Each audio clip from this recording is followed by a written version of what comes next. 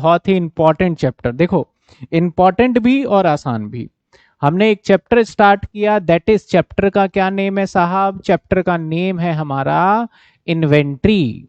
इसको मटेरियल के भी नाम से जानते हैं, ठीक है ना? Inventory, AS2। इसके अंदर हमने क्या देखा कि इन्वेंट्री के अंदर बेसिकली दो मेथड्स होते हैं हमारे स्टॉक को रिकॉर्ड करने के।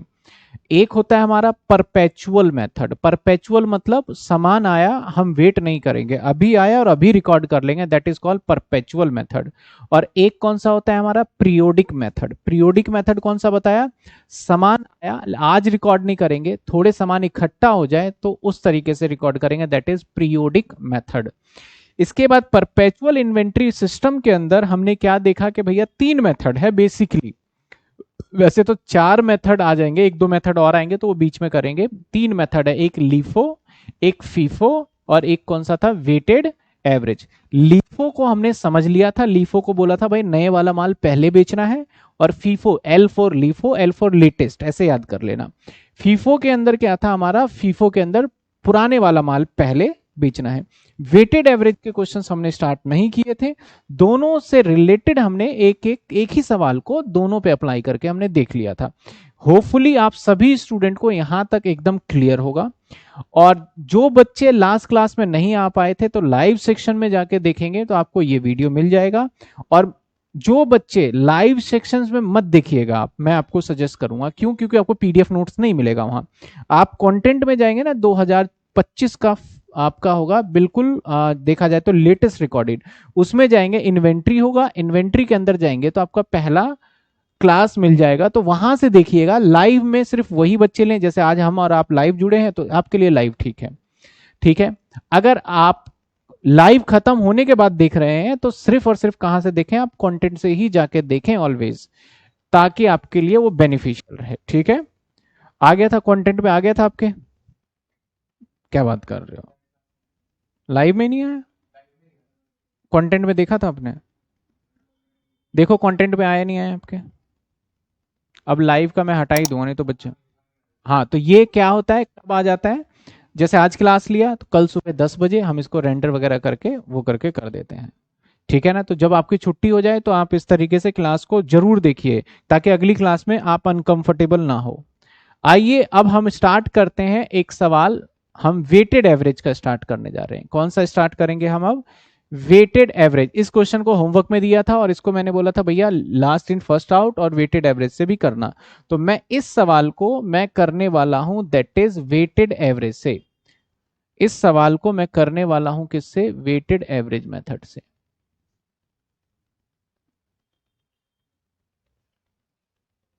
या मैं ऐसा करता हूं ना, आपको ज्यादा क्लियरिटी, मोर क्लियरिटी लेना है ना, तो इसी सवाल को मैं वेटेड से कर देता हूं, जो लास्ट क्लास में था ना, उसी को मैं वेटेड से करता हूं। अब मैं बिल्कुल शुरू से ही करूंगा क्योंकि ये सवाल वेटेड का है। तो फॉर्मेटिंग मैं शुरू से ही कर लेता हूं, इसको पहले नीचे कर लेते हैं ताकि आप ना कंपेयर कर पाओ।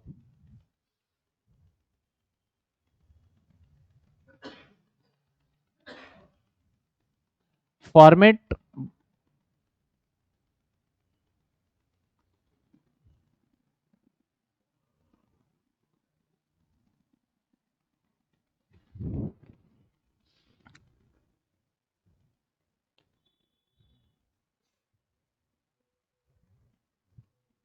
फिर एक आएगा आपका पर्टिकुलर, फिर आएगा एक आपका दैट इज,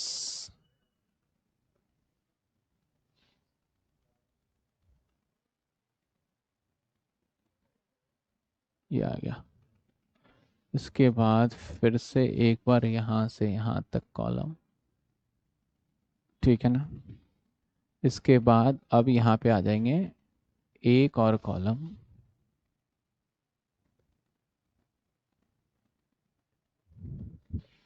इसके बाद एक क्वांटिटी, अमाउंट और टोटल। क्वांटिटी, अमाउंट और टोटल। क्वांटिटी,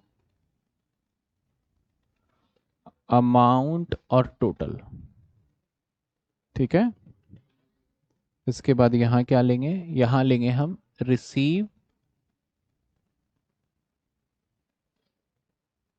यहां लिखेंगे इशू, यहां लिखेंगे हम बैलेंस, इस कॉलम में डेट और इस कॉलम में पर्टिकुलर, और ऊपर लिखेंगे हम स्टोर लेजर,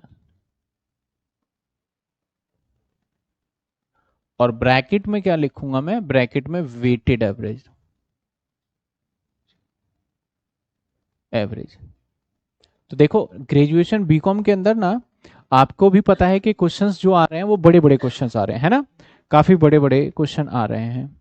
अगर बड़े क्वेश्चंस आ रहे हैं आपके, तो ऐसे सिचुएशन में होता क्या है कि आप एक्यूरेसी आपको ध्यान दें, मतलब एक्यूरेट करना होगा, ठीक है। एक्यूरेट, अगर आपने कोई फॉर्मेटिंग में पार्ट छोड़ दिया, प्रोफेसर वगैरह जो होते हैं ना वो सब चीजें चेक करते हैं। कैसे, जैसे 12th तक में आपका सीबीएसई का जो मार्किंग स्कीम था ना, वो मार्किंग स्कीम से कंप्लीटली डिफरेंट। यहाँ स्टेप मार्किंग नाम की चीज इनको समझ में नहीं आती।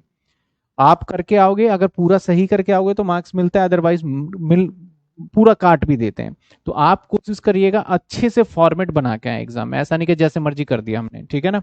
तो फिर आपके लिए दिक्कत हो जाएगा उस टाइम पे कि आपको करके भी आओगे और आपको मार्क्स भी नहीं मिलेगा। आइए क्वेश्चन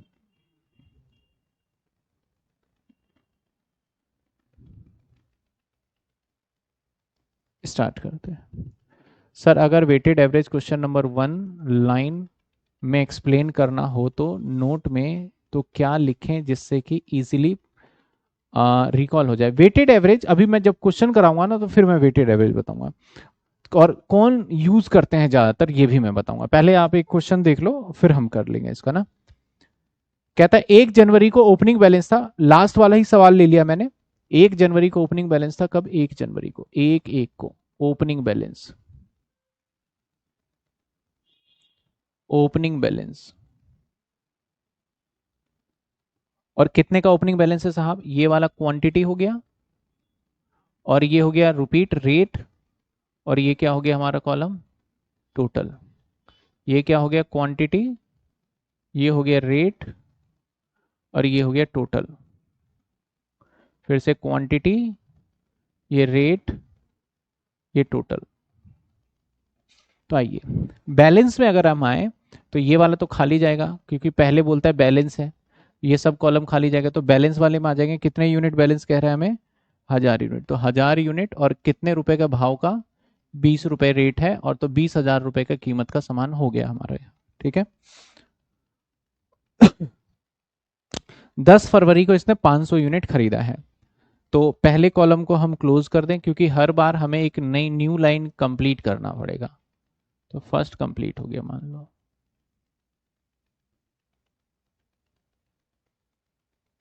अब इसी का यूज कर लेंगे।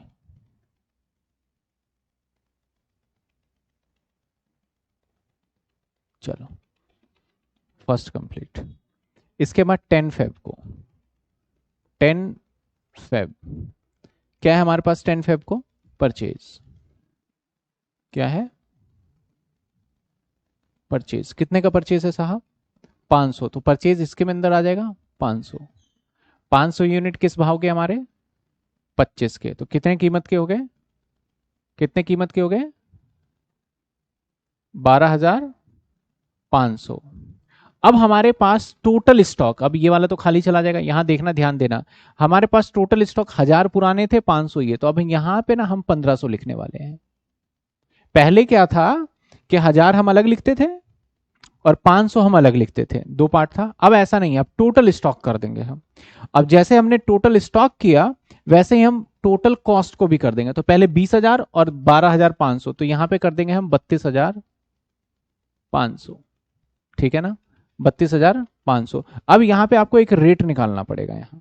तो रेट कैसे निकालोगे आप, यहां पे आप निकालोगे 32,500, 32, और आपके एग्जाम में कैलकुलेटर अलाउड है तो कैलकुलेटर ले लीजिएगा।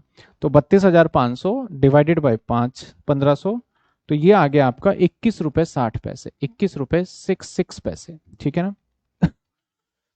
वेटेड एवरेज की खास बात है, ये परचेज करते टाइम पे इसका कैलकुलेशन होता है, इशू करते टाइम पे कोई फर्क नहीं पड़ता। जबकि लीफो और फीफो कहां इंपैक्ट कर रहा था, इशू करते टाइम पे, ठीक है। फिर से देखिए, एक और ट्रांजेक्शन मैं करूंगा अभी आपके सामने, तो आप बताना, इसको ध्यान से देखना। अगर ये वाला पॉइंट मैंने जो करा अभी समझ में नहीं आया है तो कोई बात नहीं, एक और करने जा रहा हूं, उसको ध्यान से देख के बताना। ये लाइन क्लियर? चलो। हमारा 13 फरवरी को फिर से 400 यूनिट खरीद लिया। कब खरीदा? 13 फरवरी को, 13/2 को। कितने कर लिए हमने परचेज? कितने यूनिट? 400 यूनिट। किस रेट के? 22 रुपए। कितने रुपए का हो गया? 8800। अब देखो, अब बताओ मुझे यहाँ पे मैं कितने यूनिट लिखूं? फटाफट कमेंट में जवाब आना चाहिए कि मैं 1500। अब बैलेंस में कितना लिखूं मैं? बैलेंस में कितना लिखूं? फटाफट कमेंट में आंसर करिए, बैलेंस में क्या लिखूं मैं? जल्दी जल्दी आंसर करिए जो बच्चे लाइव हैं। 23,800। कितने जवाब आ गया? 23,800। तो ये तो ब्लैंक चला जाएगा। तो 15,000 नहीं नहीं, मैं क्या बोल रहा था? 1500। और क्वांटिटी में क्या लिखूं मैं? क्वांटिटी 23,800 तो गलत हो गया, रॉन्ग बिल्कुल, ये तो गलत हो गया। सही बताइए, जो बच्चे लाइव हैं सभी को टाइप करके लिखना है। क्योंकि देखो, आप 12th के बाद ना फर्स्ट टाइम कॉलेज में आए हो और फर्स्ट टाइम ये एक्सपीरियंस कर रहे हो, तो आप लोगों का फायदा, ऑफलाइन में आप क्या पढ़ते थे नहीं पढ़ते थे मुझे नहीं पता, लेकिन ऑनलाइन को आपको, देखो एक चीज है, आपको मैं बहुत अच्छे से पढ़ा सकता हूं, लेकिन अगर आपने लापरवाही करी तो उस मेरे पढ़ाने का कोई फायदा नहीं। तो जितने बच्चे भी लाइव हैं वो सब कमेंट में लिखें ताकि मुझे पता चले कि आप इंटरेस्टेड यहाँ पे हो रहे हो। हिमानी का जवाब आ गया, निधि का जवाब आ गया। 23,800। 23,800 निधि आपने क्या दिया पता नहीं। अनुज, अनुज का क्या जवाब है अभी पता नहीं है भाई। आप आंसर लिखो फटाफट से। तो मैं एक बार बताऊं, 1500 और 400 ये 1900 आएगा। 1900 आएगा ये, 1900। समझना। हिमानी आपने 21.7 शायद मुझे लगता है कि डिवाइड करके दिया है। कैसे आएगा? पहले आप क्वांटिटी को एक्यूमुलेट करो। अब क्वांटिटी को एक्यूमुलेट करने के बाद क्या करोगे आप? रेट को एक्यूमुलेट करो। तो 32,500 तो शुरू में ही था, और ये 8800 को जोड़ो, इस 8800 को जोड़ो। तो 32,500 और प्लस 8800। और चैट के अंदर ना गलत जवाब देना अलाउड है, तो इसलिए कम से कम तो सही नहीं पता चल रहा है तो गलत तो दे ही सकते हो, ताकि आपको पता चल जाए कि क्या मिस्टेक कर रहे हो। तो अब इसको डिवाइड में किससे करूंगा? ये अमाउंट हो गया, ये यूनिट हो गया, इसको डिवाइड किससे करूंगा? 19 से करूंगा। तो ये आ गया हमारा 21.7। शायद हिमानी ने डायरेक्ट आंसर बता दिया मुझे, सर 21.7 आएगा। ठीक है। कितने डिजिट डिजिट तक लेना? एक ही डिजिट ले लो, कोई फर्क नहीं पड़ता, इतना ज्यादा इसमें हार्ड एंड फास्ट रूल नहीं है। ठीक है। अब इसके बाद इशू किया जा रहा है। कब किया जा रहा है? 20 मार्च को। तो मैं इशू की एंट्री कर दूं, ठीक है ना? 20 मार्च को इशू हो रहा है। फिर जब परचेज होगा ना तब फिर मैं आपसे पूछूंगा। देखो 20 तारीख को, 20 मार्च, 20/3 को क्या कर रहे हैं हम? इशू कर रहे हैं। कितने इशू कर रहे हैं? इस ये ब्लैंक हो जाएगा साहब। हम इशू कर रहे हैं कितने? 500 यूनिट। अब हमें देखना ही नहीं है पुराना नया, इससे कोई मतलब ही नहीं है, जो है। हाँ, 1200 जो है वो करेंगे। 1200 किस रेट का है भाई? रेट ये होगा 21.7। 21.7। अब इसको मल्टीप्लाई करना पड़ेगा आपको, आपको मल्टीप्लाई करना पड़ेगा। इसको थोड़ा सा हम ऊपर ले जाते हैं।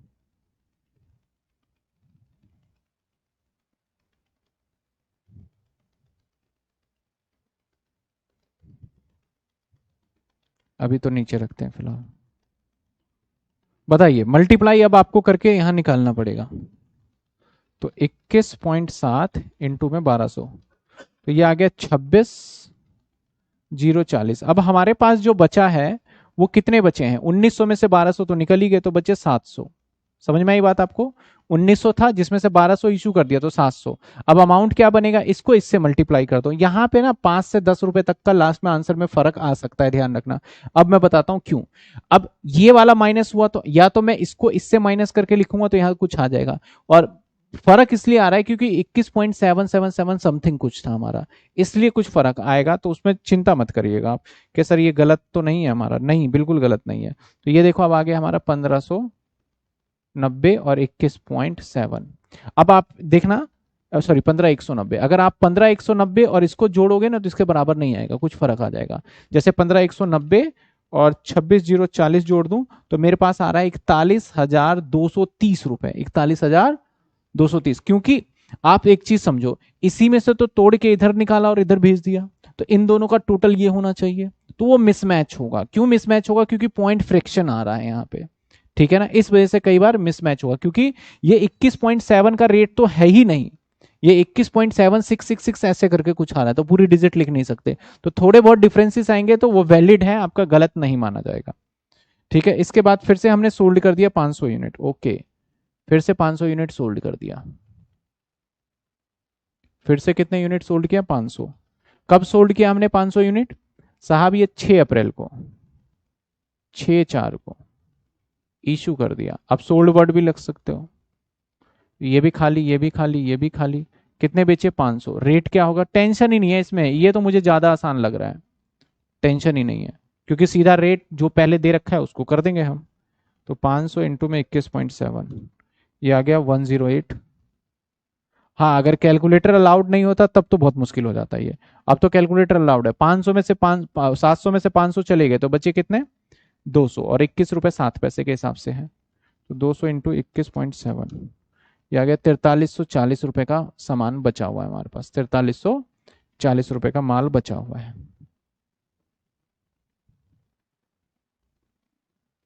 चलिए इसको किधर, इधर लगा दें, कोई दिक्कत?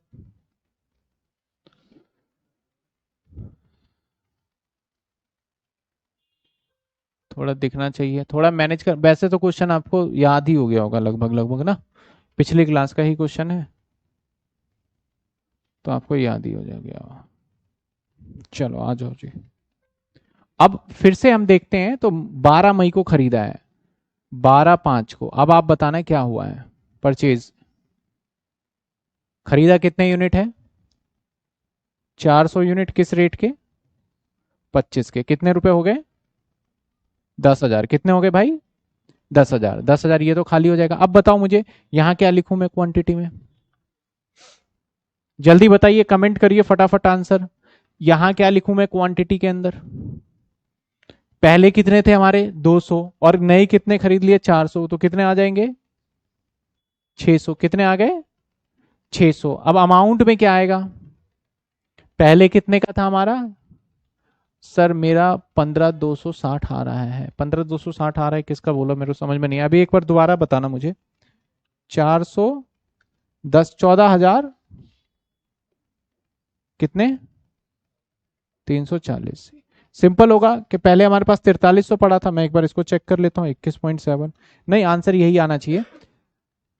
40-50 रुपए का फर्क चलेगा, इतने ज्यादा का नहीं, तो हमारे पास ये और प्लस हमने ये 10,000 जोड़ दिया, इस 4340 पुराना और नए दोनों को जोड़ दिया। अब रेट निकल के आएगा हमारे पास, और रेट क्या निकल के आएगा हमारे पास?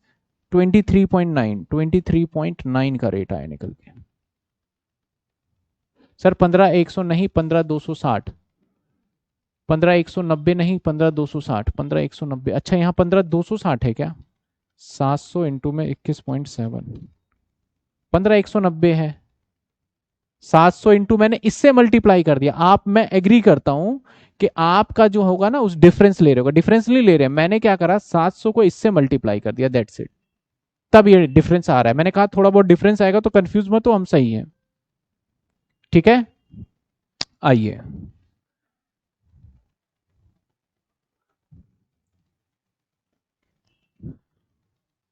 इसके बाद अगली एंट्री क्या है हमारा? 12 मई के बाद 30 मई का, 30 मई को क्या कर दिया आपने? 30/5 को इशू कर दिया, क्या कर दिया आपने? इशू कर दिया। इशू कर दिया कितने? ये छोड़ देते हैं, छोड़ देते हैं, कितने यूनिट करें? 500 यूनिट, कोई बात नहीं भाई 500। रेट क्या लगेगा? 23 रुपए 90 पैसे, लगा दो भाई रेट, 500 इंटू 23.9, तो ये हो गया हमारा 11,950। बचे कितने 500 में से? 100 बचे, 100 कितने के? 23 रुपए 90 पैसे, कितने हो गए? 2390, ये आंसर हो गया हमारा। अगर कॉस्ट ऑफ गुड्स सोल्ड निकालना चाहते हो तो इसका टोटल कर लोगे, और अगर आप क्लोजिंग स्टॉक की वैल्यू जो आपको सामने गिवन है। अब भी किसी स्टूडेंट को अगर डाउट है तो आपके सामने एप्लीकेशन पे एक हैंड रेज का ऑप्शन आ रहा है, उस हैंड रेज को जब आप क्लिक करोगे तो हम यहाँ से आपस में कम्युनिकेशन कर सकते हैं।